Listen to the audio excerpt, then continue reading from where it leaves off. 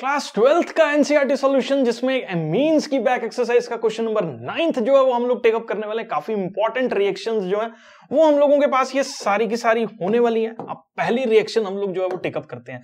यहाँ पे NaCN जो है वो डाला जा रहा है सबसे पहले इसके अंदर, और मैं ये रिएक्शन स्टेप बाय स्टेप जो है वो इसके अंदर आप लोगों के लिए जो है वो लिख रहा हूं। तो जब हम लोग ये रिएक्शन कर रहे हैं तो इसके अंदर जो है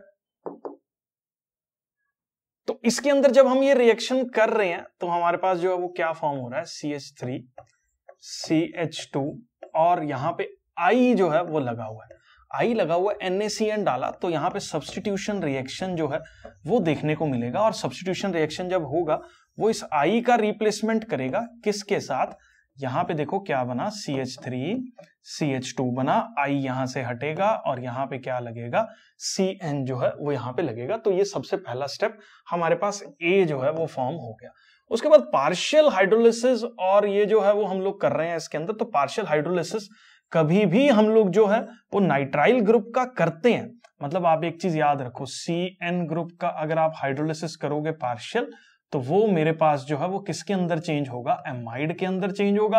और अगर आप इसका कंप्लीट हाइड्रोलिसिस करोगे तो ये हमारे पास जो है वो इथेनोइक एसिड के अंदर चेंज होता है। तो ये चीज आपको याद रखनी है। तो यहां पे एमाइड का फॉर्मेशन जो है वो देखने को मिलेगा। तो CH3 CH2 ये एज इट इज आएगा और यहाँ पे CN की जगह हमारे पास आएगा C डबल बॉन्ड O और NH2 जो है वो फॉर्म होगा। अब उसके बाद मेरे पास ये जो रिएक्शन है सर्टेन, ये एक हॉफमैन रिएक्शन वाला जो है वो प्रोडक्ट बनेगा, क्योंकि यहाँ पे NaOH है, ठीक है, हम लोगों के पास, और साथ में Br2 प्रेजेंट है। तो जब भी NaOH और Br2 प्रेजेंट होते हैं मेरे पास यहाँ पे, तो ये एक हॉफमैन रिएक्शन जो है वो होगी। और हॉफमैन रिएक्शन से जो फाइनल प्रोडक्ट मेरे पास देखने को मिलेगा उसमें ये वाला C डबल बॉन्ड O यहां से हटेगा और बेटा जी यहाँ पे NH2 जो है वो लगने वाला है। तो ये पहला वाला जो है वो हमारे पास ये हो जाएगा। मैं जूम कर रहा हूं, ये आपको क्लियर है। उसके बाद नेक्स्ट देखो, यहाँ पे जो है वो N2Cl है और ये एक बहुत अच्छा लीविंग ग्रुप है। याद रखो ये CN जो है वो इसके अंदर साथ में जाके जो है वो अटैच होने वाला है। तो सेकंड पार्ट का जो पहला प्रोडक्ट अगर मैं A से ही स्टार्ट करूं तो ये बनेगा C6H5। अब ये N2Cl एक अच्छा लिविंग ग्रुप है, ये हट जाएगा। डाई एजोटाइजेशन वाला एजो ग्रुप है, ये वाला एजो ग्रुप पूरा का पूरा जो याद रखो ये N2 पॉजिटिव Cl नेगेटिव पूरा ही हट जाता है, और जिसकी जगह मेरे पास यहाँ पे क्या लग जाएगा, CN ग्रुप जो है वो लग गया। उसके बाद हमने यहाँ पे कोई पार्शियल हाइड्रोलिसिस नहीं लिखा हुआ, ये कंप्लीट हाइड्रोलिसिस किया। जब भी कंप्लीट हाइड्रोलिसिस करते हैं, मैंने बताया यहाँ पे ये हम लोगों के पास किसके लिए है, ये कंप्लीट के लिए है, और ये ऊपर वाली रिएक्शन किसके लिए है, ये एक पार्शियल हाइड्रोलिसिस के लिए है। ठीक है, यहाँ पे कंप्लीट हाइड्रोलिसिस कर रहे हैं तो बी पार्ट मेरे पास क्या बनेगा, देखो C6H5 तो एज इट इज आएगा, और CN हम लोगों के पास किसके अंदर चेंज होने वाला है, OH के अंदर जो है वो चेंज होने वाला। उसके बाद हमने NH3 डाल के इसको हीट कर दिया, ये मेरे पास B प्रोडक्ट है।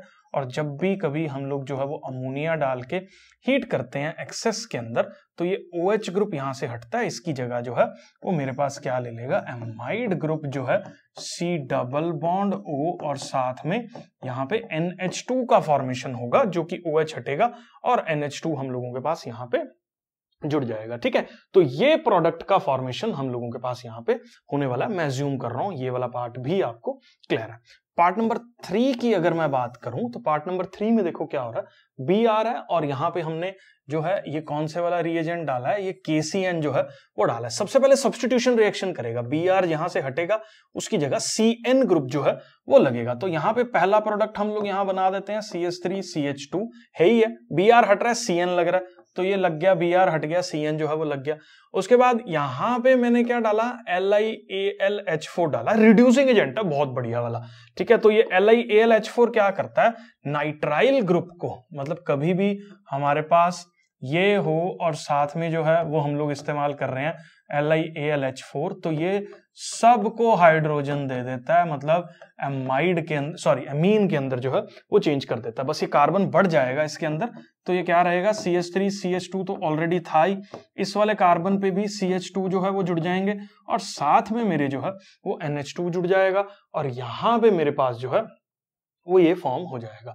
और एक चीज और याद रखो, कभी भी हमारे पास कहीं पे NH2 ग्रुप हो और उसके अंदर हम लोग जो है वो नाइट्रस एसिड डाल रहे हैं ठंडा, मतलब 0 डिग्री सेल्सियस पे, तो ये NH2 ग्रुप किससे रिप्लेस हो जाता है? OH से जो है वो रिप्लेस हो जाता है, जो कि यहाँ पे इस वाली रिएक्शन के अंदर यहाँ पे देखने को मिलेगा। तो B से C जब हम लोग मूव कर रहे हैं और जब हम लोग इसके अंदर जो है वो क्या डाल रहे हैं, HNO2 जो है वो डाल रहे हैं, तो ये 3 कार्बन ये और साथ में मतलब 3 कार्बन ये और साथ में OH, और यहाँ पे कार्बन के हाइड्रोजन आप पूरे कर दो तो मेरे पास जो है वो एक प्रोपेनोल का फॉर्मेशन, जो कि एक C पार्ट है और ये मेरे पास B पार्ट है, वो फॉर्म होगा। मैं अज्यूम कर रहा हूं ये पहले 3 पार्ट्स जो हैं वो आपको इस क्वेश्चन के क्लियर है। पार्ट नंबर 4 पे जो है वो हम लोग बेटा जी मूव कर रहे हैं, और पार्ट नंबर 4 हम लोगों के पास जो है वो क्या बोल रहा है, सबसे पहले हमारे पास है C6H5 और NO2 है और इसके अंदर FeHCl डाला, ठीक है। और FeHCl क्या है, एक हमारे पास ऐसा रिएजेंट है जो कि नाइट्रो ग्रुप को जो है वो यहां पे किसके अंदर चेंज कर रहा है, हमारे पास NH2 के अंदर जो है वो चेंज कर रहा है, मतलब एक रिडक्शन करने का काम जो है वो यहाँ पे कौन कर रहा है, FeHCl का कॉम्बिनेशन जो है वो कर रहा है। SnHCl भी लिखा हो तो भी यही जो है वो फॉर्म होगा। अब यहाँ पे हमने क्या करा, NaNO2 डाला और HCl की प्रेजेंस में डाला, ये डाई एजो वाली रिएक्शन जो है ये हम लोगों के पास है। अब डाई एजोटाइजेशन जब ये रिएक्शन करती है, यही रिएजेंट को अगर मैं यहां पे डालूं तो ये बनेगा C6H5 N2Cl, N2 positive Cl negative.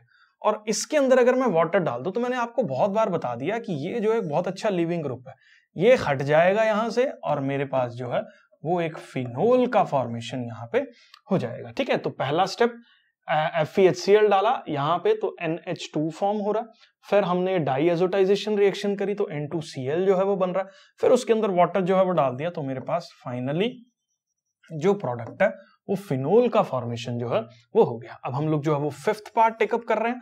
5th part के अंदर देखो हमने NH3 डाला कार्बोक्सिलिक के अंदर। अब कभी भी कार्बोक्सिलिक एसिड के अंदर अगर हम लोग NH3 डालते हैं तो ये जो OH वाला ग्रुप है कार्बोक्सिलिक का, ये हटता है यहां से। अब ये हटेगा मतलब यहां पे क्या जुड़ जाएगा, NH2 जो है वो जुड़ जाएगा, मतलब ये ग्रुप हटेगा, इसकी जगह क्या लगेगा, NH2 लगेगा इस A वाले पार्ट में। अब कई बार तो ये ऐसे दे रखा होता है कि NaOBr, या कई बार ऐसे लिखा होता है NaOH और Br2। याद रखो ये दोनों जो हैं वो निशानी है हमारे पास किसकी, हॉफमैन की, ठीक है। तो यहाँ पे हॉफमैन रिएक्शन जो है वो आपको लगानी है, और जब ये हॉफमैन रिएक्शन लगेगी तो ये जो A वाला प्रोडक्ट है उसके अंदर से ये हटेगा और मेरे पास क्या बनेगा, CH3NH2 जो है वो फॉर्म होगा। क्योंकि हॉफमैन जब भी लगती है तो C डबल बॉन्ड O जो कि नाइट्रोजन के साथ अटैच वाला है वो गायब हो जाता है और यहाँ पे CH3NH2 जो है वो फॉर्म हो जाता है। तो ये मेरे पास जो है ये B पार्ट यहाँ पे जो है वो हो गया। उसके बाद फिर से जो है वो हम लोग यहाँ पे NaNO2 और HCl डाल रहे हैं, और ये दोबारा से अगर मैं बात करूं तो डाई एजोटाइजेशन वाला ग्रुप है। अब डाई एजोटाइजेशन वाला अगर ये ग्रुप है हमारे पास तो ये किस चीज को फॉर्म कर रहा है, हमारे पास यहाँ पे बनेगा CH3N2 पॉजिटिव और Cl नेगेटिव जो है वो यहाँ पे C पार्ट जो है वो होने वाला। लेकिन कई बार ना इस ग्रुप की जगह जो है वो बहुत सारी जगह पे आंसर दे रखा होता है प्राइमरी एल्कोहल, मतलब CH3OH जो है वो फॉर्म होगा, ठीक है। तो ये कंफ्यूजन आपको अपने दिमाग में क्रिएट नहीं करना। अगर मैं इस पर्टिकुलर ग्रुप को जो है वो यहाँ पे कौन से वाला पार्ट हम लोग कर रहे हैं, 5th पार्ट कर रहे हैं, और यहाँ पे जो है ये एक्वस सॉल्यूशन साथ में रखूं तो ये रिएक्शन फर्दर जो है वाटर के साथ रिएक्ट करके किसके अंदर कन्वर्ट हो जाती है, CH3OH के अंदर जो है वो कन्वर्ट हो जाती है, ठीक है। तो यहाँ पे नहीं लिखा, कई बार थोड़ा सा कंफ्यूजन हो जाता है, लेकिन हम लोग अज्यूम कर लेते हैं कि NaNO2 और HCl का सॉल्यूशन है तो ये, बट ऑब्वियसली जो है ये कौन सा सॉल्यूशन है हमारे पास, NaNO2 का विद किसके साथ, HCl के साथ। तो हम एज्यूम कर लेते हैं ये सॉल्यूशन जो है वो एक्वस है, जिससे ये डाई एजो वाला ग्रुप जो है वो मेरे पास किसके अंदर कन्वर्ट हो रहा है, एल्कोहल्स के अंदर जो है वो कन्वर्ट हो रहा है। मैं एज्यूम कर रहा हूं बेटा जी ये वाला पार्ट भी जो है वो आपको क्लियर है। अब हम लोग जो है वो लास्ट पार्ट पे मूव कर रहे हैं। इसका 6th पार्ट हमारे पास क्या बोल रहा है, FeHCl डाला जी इसके अंदर सबसे पहले। तो ये मैंने पहले भी बताया, जैसे FeHCl डालेंगे तो NH2 जो है वो फॉर्म होगा। तो यहाँ पे जो A पार्ट मैं सीधा बना रहा हूं, इसका इसके साथ रिएक्शन मेरे पास क्या करेगा, C6H5, और साथ में जो है ये क्या बना देगा, NH2 जो है वो फॉर्म कर देगा। उसके बाद हमने जो है वो HNO2 डाला। HNO2 क्या कर रहा है, इस प्राइमरी इसको जो है वो कन्वर्ट कर रहा है किसके अंदर, फिनोल के अंदर जो है वो कन्वर्ट कर देगा। ये मैंने यहाँ पे लिखा हुआ है, NH2 ग्रुप प्राइमरी है, 0 डिग्री सेल्सियस पे जो है वो फिनोल बना देगा। ठीक है, उसके बाद अब यहाँ पे एक बहुत बड़ा कंफ्यूजन जो है वो क्रिएट हो जाता है कि मेरे पास यहाँ फिनोल बन रहा है, फिर आगे ये बी अगर होगा तो फिर से ये फिनोल के साथ कैसे रिएक्ट करेगा, तो सी पार्ट का तो कोई सेंस बन नहीं रहा। अब आप अगर एनसीईआरटी लाइन टू लाइन पढ़ो ना, तो एनसीईआरटी लाइन टू लाइन क्या बोलती है कि जो प्राइमरी हमारे पास एमीन है उसके अंदर अगर हम लोग HNO2 डालते हैं 0 डिग्री सेल्सियस के ऊपर, वो पहले एक डाई एजोनियम सॉल्ट का जो है वो फॉर्मेशन करता है, जो कि हाईली अनस्टेबल होने की वजह से टूट के जो है वो अल्कोहल्स के अंदर चेंज हो जाता है। इसका मतलब यहां पे अभी ये टूट के अल्कोहल्स में चेंज नहीं वाली सिचुएशन जो है वो अपने को यहां पे लेनी पड़ेगी। क्यों? क्योंकि अगर मैं यहां पे अल्कोहल जो है वो बना दूंगा, फिनोल बना दूंगा, तो कोई सेंस नहीं बन रही, आगे रिएक्शन जो है वो नहीं हो रही। अब एनसीईआरटी बोलती है कि HNO2 डालो तो पहले डाइजोनियम बनता है, जो कि अनस्टेबल होने की वजह से जो है वो हमारे पास अल्कोहल्स में चेंज होता है। इसका मतलब अभी यहां पे अपने को जो है वो कौन से वाली स्टेज लेके चलनी है, यही वाली स्टेज लेके चलनी है जहां पे डाई एजो सॉल्ट जो है वो फॉर्म हो रहा है। ठीक है, उसके बाद मेरे पास यहां पे जो है वो हमने क्या डालना है, हमने यहां पे जो है वो फिनोल डाल दिया। फिनोल को ना मैं जान के थोड़ा सा इस तरीके से करके लिख रहा हूं, क्योंकि ये एक कपलिंग रिएक्शन जो है वो हम लोगों के पास फॉर्म हो रही है। यहां से ये निकलेगा और हम लोगों के पास किस चीज का फॉर्मेशन होगा मैं यहां पे आपको अलग से हाईलाइट करके बताता हूं। एक मिनट, ये बनेगा C6H5 यहां पे बना, और ये बना N, यहां पे नाइट्रोजन आ गया, HCl बीच में से निकला यहां पे O, और ये बना मेरे पास C6H5। ये कपलिंग रिएक्शन है, येलो ऑरेंज डाइज वगैरह जो है वो यहाँ पे फॉर्म होंगी, और ये प्रोडक्ट जो है वो मेरे पास कौन से वाला प्रोडक्ट होने वाला है, एक सी पार्ट जो है वो होने वाला। मैं ज्यूम कर रहा हूं बेटा जी, ये वाला क्वेश्चन जो है वो आपको क्लियर है।